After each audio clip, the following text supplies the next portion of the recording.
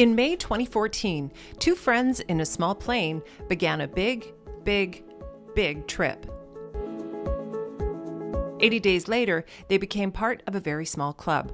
Only 197 times before them had the Earth been circumnavigated in a single-engine aircraft. The journey around the world in the Piper Comanche began like many adventures do, because of a personal connection.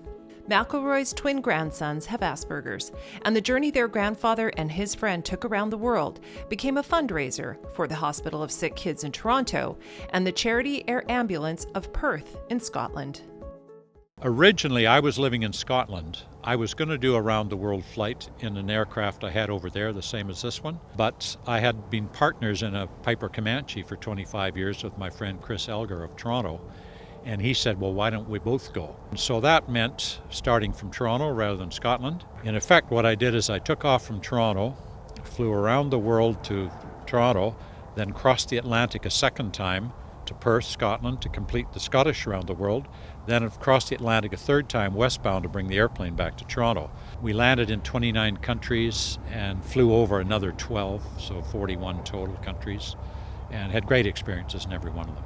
Around the world for the friends meant precise scheduling and some modifications to the plane.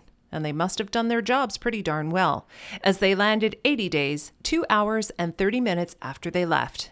And consider how amazing that is, since really, it's more like they went 1.5 times around our blue planet. Legs lasted anywhere from 6 to 12 hours.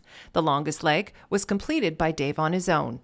17 hours spent in the cockpit from Hawaii to California. I have talked to a lot of people that have flown across the Pacific, and pretty much nearly all of them said it's almost a spiritual experience because you're out there, you're hundreds and hundreds and hundreds of miles from any human being on Earth.